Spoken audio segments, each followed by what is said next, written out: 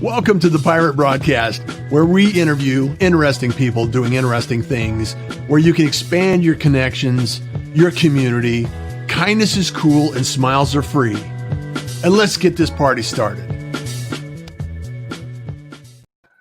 Happy New Year, everyone. We are just happening here in the Pirate Broadcast, and I just wanted to welcome another pirate into the community. Welcome, Darren. How are you today? I am doing great. It's a brand new year, and thank you for having me on. I really appreciate the opportunity. It's my pleasure. It's my pleasure. And we were rambling on with each other before this party. It's like, well, we should probably go live with this thing. It was good stuff. We had good stuff. You know, one of the things that strikes me as being an obvious conversation that we need to have with the community is, you know, coming into the new year, 2020 was such an amazing, challenging, just a lot of changes for a lot of people. And I just wanted to recognize everyone in 2020 for all the great things that took place, and also all the challenges that people pushed through and made it to the other side. And I don't want to diminish anybody that's still going through challenges. And 2021, you know, we're not through this thing yet. We're still going through it. And I just wanted to take a moment and recognize that everyone has an opportunity to, like a show yesterday, Darren and I were talking yesterday on yesterday's show about the message of kindness, and just be a little patient with people. Have a little patience and have a little consideration and empathy, because you don't know what people are going through right now. And I think Darren, you're a giver and supporter of the community. You're one of the helpers in the community, and thank you for serving as an officer, and thank you for doing the things that you do and being who you are and supporting everybody that you're involved with and engaged with. So take us through a journey and talk about how you arrived here, where you are today, and some of your background, so people understand who you are. Absolutely. And I totally agree with you. For some people, 2020 isn't over. There's people that are sick. We've all been touched and hurt by this, but that same adversity that you're talking about that we went through also connects us in a very strange way, if we want to look at that silver lining. So I want to do a shout out to all of us. We're all in this together. We all have, we're all in this together. And to your point about the guest yesterday and your beautiful show where you talk about smiles are free, it is about kindness. My career started, oh my gosh, really in high school. I was at a huge kegger party. I was one of those, I don't want to say a bad boy, but, I was drinking alcohol. We had 4 buddies. We're, listening to the music at the desert party. And, life couldn't be better, in the 70s, late 70s. And saw a horrific, tragic event, unfold where, as on the drive back, and we were smart. We had a designated driver, thank God. But apparently one vehicle didn't, and behind us, they passed, they crashed. It was a one vehicle accident into a pole. I had this overwhelming need to get out of my vehicle. I was in the back seat of a Pacer, of all things, AMC Pacer. So I'm really dating it with that reference. And I'm literally jumping out the window before the vehicle stops. I just had this uncontrollable urge to just rush, if you will, into the fire. And so I ran over there and sadly fell over the body of one young lady that was ejected through the windshield. Horrible, like something out of a horrible horror movie. And end up with pulling out 2 of the occupants. And sadly, we couldn't get the other one out. And there's something that stuck with me. But it also showed me that police work is something I could do, and something that I think was kind of meant for, in terms of this overwhelming obsession, really, to save lives, because I lost one that night. I couldn't get to her. Right. And I ended up getting married young, getting in the military, becoming a single father, got out of the military. So now I am this young 20-year-old buck with a son. And I wanted to find a career path. And the jail, there was a brand new jail called Madison Street Jail, brand new, opened up. And it was, anyone with a high school diploma get in kind of thing. They needed bodies, Right. And so I never thought about myself as being a police officer or a protector of the community, that sort of thing. I just always loved helping, though, which is, I think, is so important to be a police officer. If this is the type of career you want, especially now, as we see, there's a lot of ugliness in the world, and there's a lot of finger pointing and a lot of anger too, and some justifiable. And so I found myself at a crossroads where, I'm going to put in for this job, and I could not have made a better decision. It absolutely fed my heart, my soul. I've saved a lot of lives. It just was wonderful career path, from patrol to bike squad to detectives, work in burglary, sex crimes, child crimes, and homicide. And at the end cap of my career, I was the silent witness. And here locally in Arizona, or Maricopa County specifically, the silent witness program is a Crime Stoppers program that allows the community to have a voice, albeit anonymous, but it's a loud voice, and it solves a lot of crimes. And we were so successful, my squad and I, that we increased our arrest by 50%. But it's a very unusual, very unusual model, in the sense that the more arrests you make, the more money you pay out in rewards. So we're kind of, killing the bank of the silent witness nonprofit. They were scrambling, trying to bring funds up, because it's all a nonprofit, like I said. Right. And I had this gig on a rock and roll morning show called KDKP. And the whole purpose of the silent witness sergeant or the director is to not be the face, but be really the voice of the program, and talk about the crimes and solicit these tips and give the victims and their families a face and a voice for justice. And that connects, that resonates with everybody, because all the good people, and there's so many good people, to the point of your broadcast, there's the overwhelming majority of the citizens are good people that care. And this Rock and Morning Show was just one of many outlets, locally and nationally. It was on CNN and Fox and so forth, also sometimes with the big cases. And the show was great, but they wanted me to do that stupid suspect story. And this was in 2008, 2009. I didn't really trust the internet. I didn't really trust are these real stories? Who's writing this? It's not coming out of a newspaper. I don't know if I trust. Where's this story coming from? Thank you. And so, at that time, I didn't know enough about the internet to vet these stories. So I asked them if I could just tell my own stupid stories, more dumb Darren dilemmas than stupid suspects. And it just got huge in terms of their followers liking the show. And I was coming out of the studio one time, and I hate to use the word fan, but came running up to me and said, "Oh my gosh, you're blah, blah, blah. And you should write a book. These stories are hilarious." And they are depraved. They're demented. They're dark. They're sometimes delightful. And so I thought, wow, if I could learn to write with something other than a crayon, maybe I could do this. And so I was fortunate. When I was doing the show, I would do an outline of the different things I would do, because I understood radio at that point, where it's very fast. AM, FM, old school broadcast radio. It's all about time.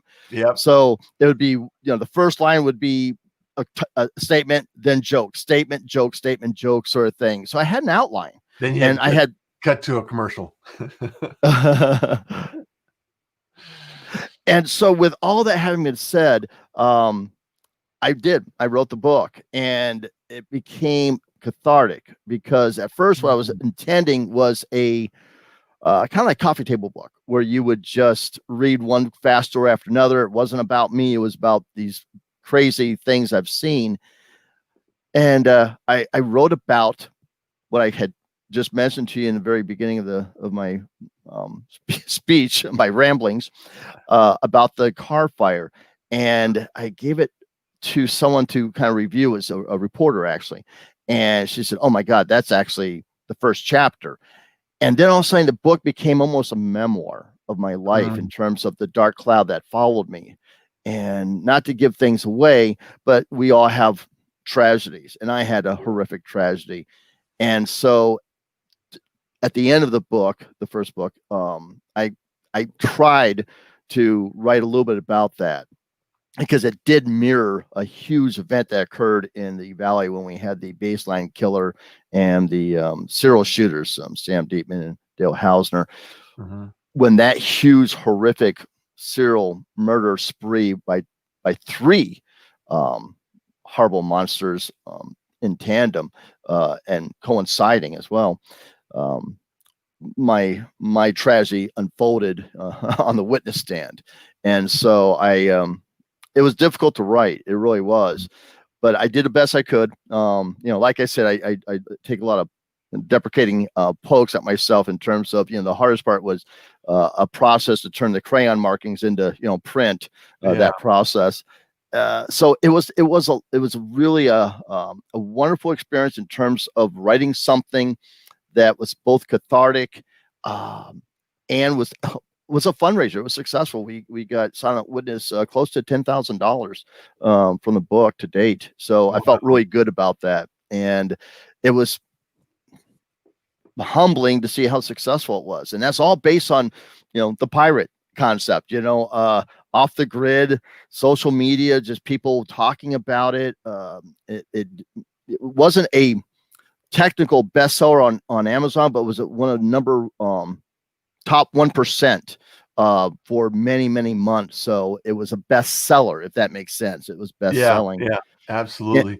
And I want to go back, Darren, because it's interesting, the response that you developed during that car wreck, years and years ago. And I became a firefighter and an EMT.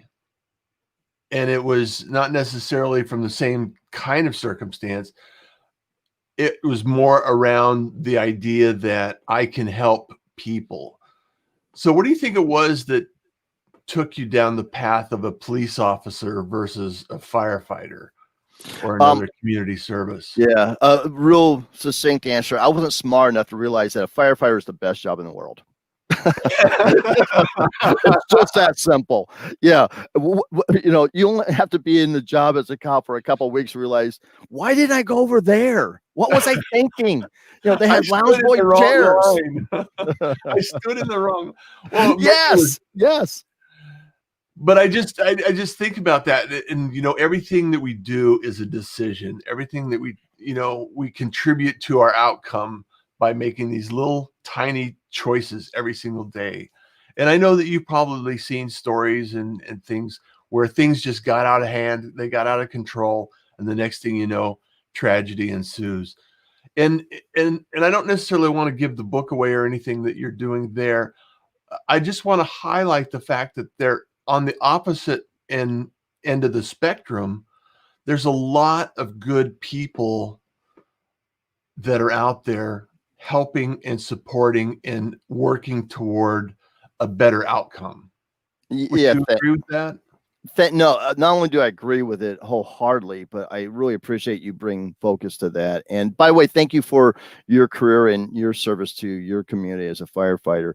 I have fun with that, and cops and firefighters always kind of mess with each other. I know, but it's absolutely a love fest. It's absolutely a love fest because firefighters are running into the fire just like we're running into the gunfire. Yeah, to your point regarding to do this job, whether it be a firefighter or a police officer or any first responder, and what's, again, kind of go back to the whole COVID in 2020, it really woke up a lot of people to the heroic nature of our medical service and the nurses and doctors and what they do. And, everybody, the people that are stocking our grocery shelves, it really did. Absolutely. Yeah, so if there is a silver lining to the horrificness of 2020, and hopefully it'll always be in hindsight 2020, but it did wake us up to the really good people that it's all about community. And to your point about there's so many good well-meaning, true blue, loving the community as part of the community, police officers that are going to work, putting on their uniforms, and just, seeing such horrific tragedies, and then a certain loud few, and very few actually, but it just because it's plays in the media so perfectly, and it's newsworthy. I'm not throwing down the media for Sure. showing it. It's newsworthy. uh we all saw the George Floyd murder. We all saw it play out, and we had a collective, one singular voice of the horrificness of that event, especially as a police officer. As I watched it, and the cold, callous nature of it, and the way he was just kind of looking at the camera, or in this case, a cell phone, I couldn't help but think, and again, my bias of being a cop for so long, it looked like he was dispensing some kind of street justice. It was disgusting. But that is one rotten apple of almost a million, men and women who risk their lives every single day. And I have 30 years of experience seeing the best of the best. And there's only been a few occasions, and they have happened, where I had to pull someone away, a fellow officer, and say, what are you doing? Calm down, because the adrenaline gets to you. But that with the George Floyd, I won't say the officer's name. I won't ever say his name. Just like I hate saying names of the serial shooters and things like that. Yeah. We don't want to give any weight to it. Thank you. Yeah. Absolutely well said. But when we saw that, we had a singular voice, and instead of using that for good reform, because police work is about constant reform. It's always reforming, because we're reflective of the laws of the community. And when the laws change, like marijuana, when those laws change, the police change with it. You have to, and you have to adapt to the community you're serving. So when 9/11 occurred, we saw that tactical aspect of police work. All of a sudden, we became very, vigilant minded in terms of terrorism, because it can happen with any kind of infrastructure, any kind of soft targets. You can see that. So we had to up our game tactically. Sad part is that we lost a little bit of the community policing concept with that duality between, being tactically minded, almost militarized. Yeah, I love what Angie says. Right. Almost nobody takes videos of heroic officers. There's some out there, though. Absolutely. Thank you, Angie. Thank you. Thank you so much, Angie. And I just have to pause and say that every industry, across the board, there are people that are doing great things, amazing things every single day. And, in all fairness, because I've been in the news, I've been in advertising, I've been in the industry for so many years, that there are,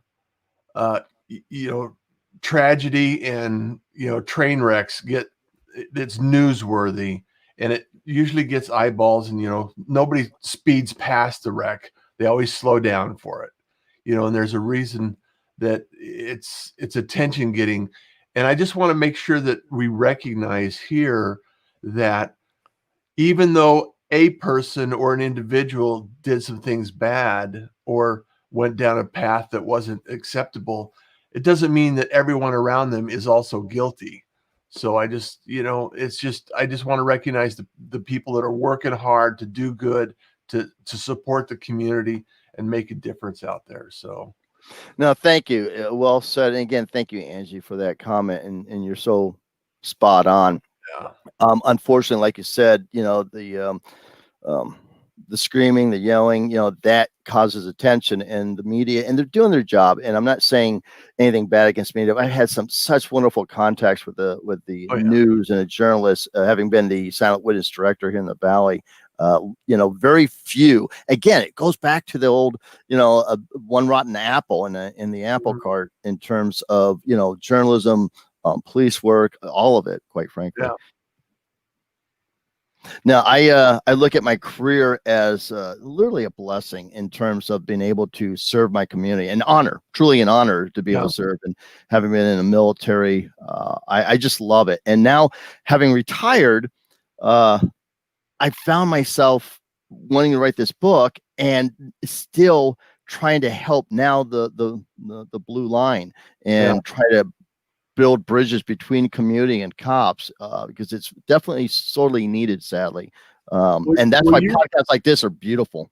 I was just going to say, because I think you're doing some other things around that subject, and being able to get out there and share the message and actually encourage people to see a different perspective is always, I think it's well needed. It's just deserved, and the people that are out there serving and showing up every day and doing the things that are necessary to keep us all safer, they need the recognition. And someone like yourself that's been involved, engaged at the front line and doing and serving others is really an honor to see and watch unfold. So keep doing great work, Darren. Oh, no, thank you. I appreciate that. It's funny because when you talk about, the podcast, I would love for every officer be able to have that voice, and police officers don't. When you're on the department and you're working, you no longer have a voice where you can talk about things. And that gets a lot of officers in trouble, because when they finally do get on social media, now they're venting, and nothing good comes from venting. All the officers listening to me, please get off of social media. Bad things are going to happen to you. Wait till you retire and then talk about it. And to that end, when the book came out, I didn't expect it to explode and become as popular as it was. It's just amazing how it's just kind of gained a lot of traction. And I ended up in a meeting with Dave Pratt, and people that are, Arizonans know who I'm talking about. He's the mayor. He's the morning mayor. He's a huge legend. He's a Howard Stern type character for those listening in some other state. He's just huge. And he evolved from old school radio and musician and entertainer extraordinaire, Hall of Famer, to owning a studio and creating a studio for these type of broadcasts like yours. Yours is very professional podcast, by the way. Wonderful host, wonderful atmosphere that you've created and provided to your listeners. Oh, thank you. And your watchers. You got video. This is beautiful. I mean, other than I have a face for radio, but other than that, it's a good, outlet. But yeah, so he got myself and a officer by the name of Jason Schechterly, who was in a horrific car fire. And he's known not just in the Valley, but across the nation and world as a motivational speaker. And he put us together. And it's such a beautiful marriage because we're the odd couple. We are totally different in so many facets. From I love football, he loves baseball, I'm a dog guy, he's a cat guy, whatever it may be. We're just totally different, but we both have that same love of community. We have the same true blue heart. And he put us, Dave Pratt put us together on a show called Badge Boys. And we just had our 100th show, which is nothing compared to what you've done. You have like 300 shows. We're still in our infancy, but it's a lot of fun. Congratulations, because doing a podcast and continuing to do it and find an audience and build a community takes effort. So we love it. Absolutely. Every Wednesday when you come into studios, Star Worldwide Networks, to plug StarWorldWideNetworks.com for Dave Pratt.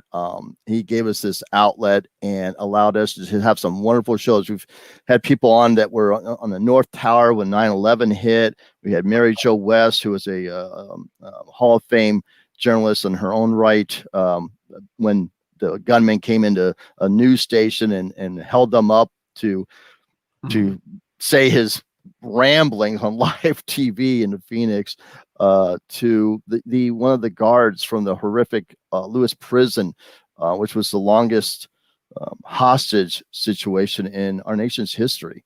We had him on. He's never spoken. And so to have these people and give them a voice, again, that voice is so important, but people that really resonate with not just challenges and just not adversities, but tragedy beyond scope.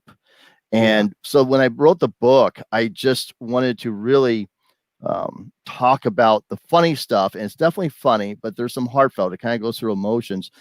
But the last chapter, I I had a hard time talking about the, quite frankly, the death of my son.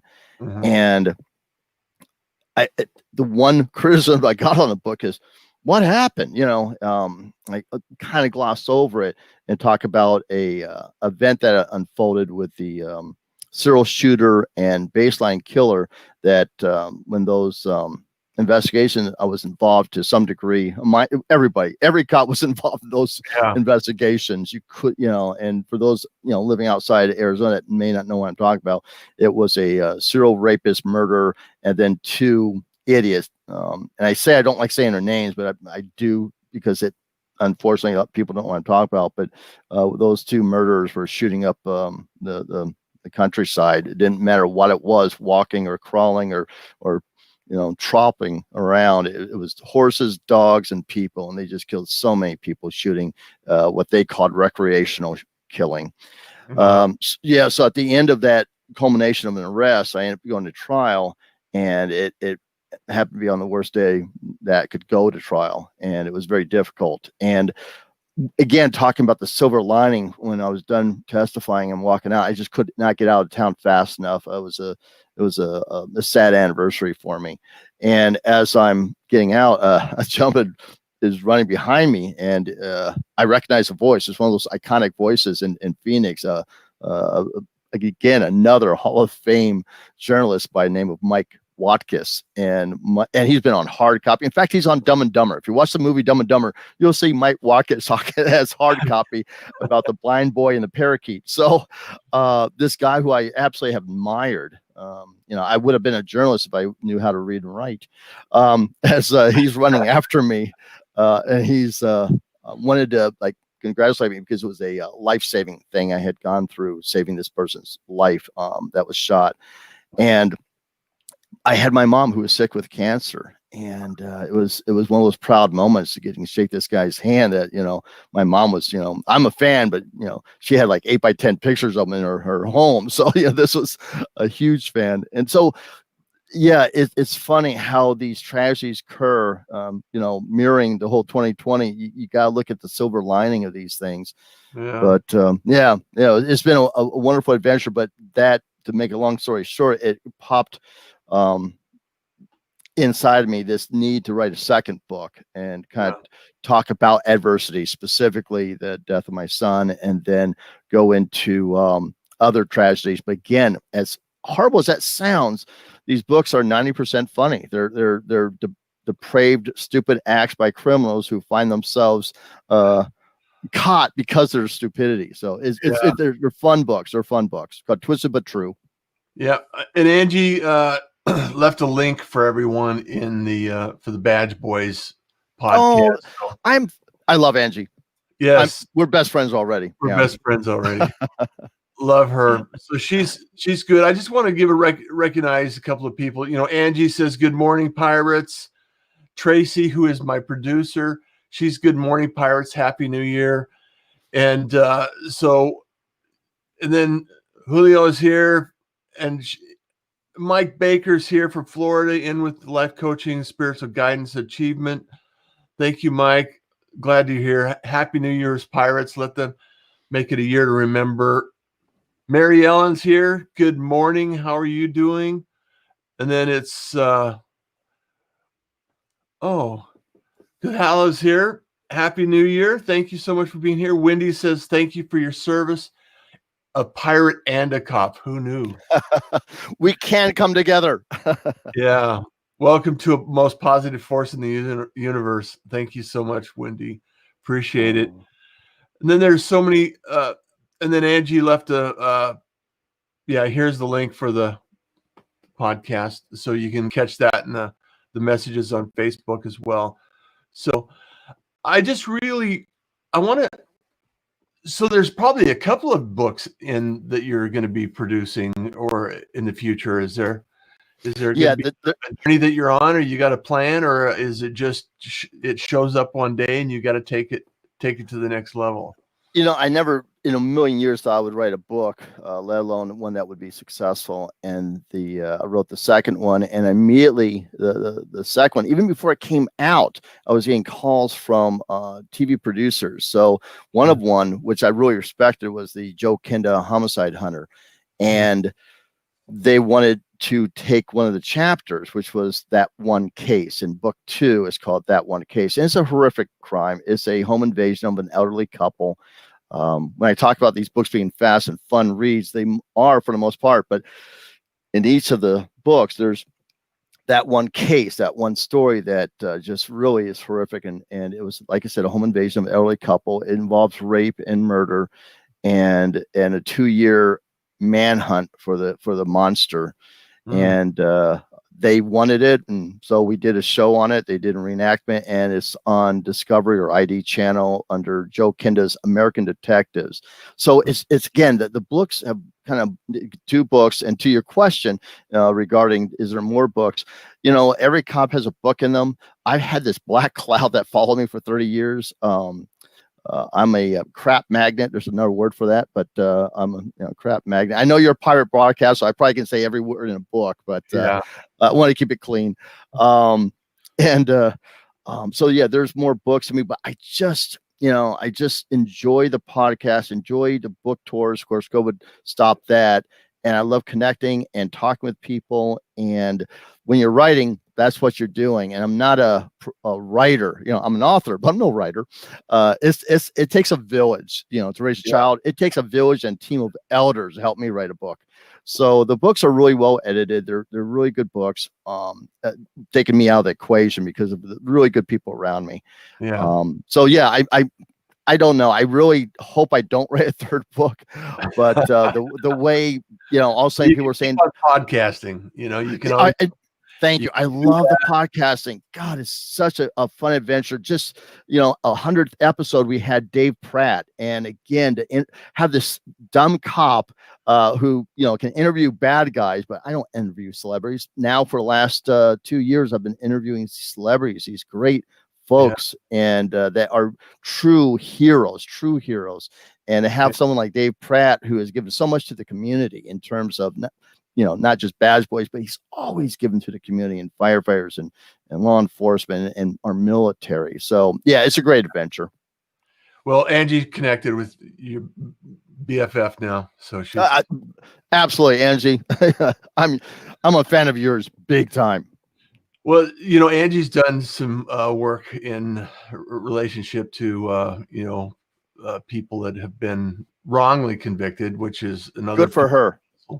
So she's familiar with the system as a whole. And as you know, that's the other piece of the puzzle that, there's probably cases that don't get solved. There's, challenges that, you have to go through, and life happens to us. And that's really what I think podcasting is really, really good at, is telling those stories, explaining those circumstances, and allowing people to understand that there's a human side of every story. Thank you so much. And Angie, thank you for what you do in terms of justice. That's every cop talks about, we need justice, and that goes both ways, exculpatory as well as incriminating. And to that point, our next show on Bad Boys, we have a young man who turned his life around in prison. And, there's 2 things that come out of prison. It's either going to be somebody who's been rehabilitated or someone that's going to be, recidivism, the 2 R's. And and there is injustice. It's out there, and we have to always keep our eyes open. To talk about Mike Watkins, he wrote a book as well. A wonderful book. It's but so anyways, you Google him, and he talks about we have to keep our eyes open, or the monsters will come out. And so people like Angie who, correct the wrongs, because it happens, and I wish it didn't happen, because it just puts a black eye on the judicial system as a whole, not just the police, but the lawyers, the judges, the jury system and everything. And sadly it happens. So we need, these advocates, we need these watchdogs to keep the bad people from getting away with things. Absolutely. Well, I look forward to sharing the Badge Boys and the podcast and things that you're doing. And you're always welcome to come back on the Pirate broadcast and give us updates and news and things that are taking place in your life. And we have a huge community here, and we have an opportunity to make a difference in everything we're doing, Darren. So thank you so much for joining us on the Pirate broadcast today. And any big plans for New Year's or any major items that you want to share and put out with intent today? Yeah. Again, Angie, thank you for spreading the word about Badge Boys. We're really excited. Again, book 2 is just coming out. It's new, so when you look at how many reviews it has like 10 or something. It just came out. And then with Joe Kenda's new series called American Detectives, that's kind of exciting. It's all being season 2 on that. A lot of neat things. And I was just talking about how how horrible 2020 was. And we talked about this a little bit before the show, Russ, about there's always these silver linings. And I felt guilty about how many good things has happened to me. So thank you for the opportunity to be here. And thank you for what you do, giving a voice to your pirate nation. Yeah, no worries. No worries. Appreciate you. And as always, everyone, it's something that we can do always, here in the Pirate broadcast. We're here because kindness is cool and smiles are free. So Darren, thank you so much for being here. Thank you so much for being a pirate. Continue to share this message, like, comment, go to the YouTube channel, subscribe, all the social things that help us stay in the minds of the people out there that are supporting of the community. So Darren, as always, enjoy the day. We'll see you soon. Thank you for joining the Pirate broadcast. If you found this content valuable, please like, comment, and share it across your social media channels. I would love the opportunity to help others grow in their business. The Pirate Syndicate is a platform where you show up, we produce the show. It's that easy. If you want to be seen, be heard, and be talked about, join the Pirate Syndicate today.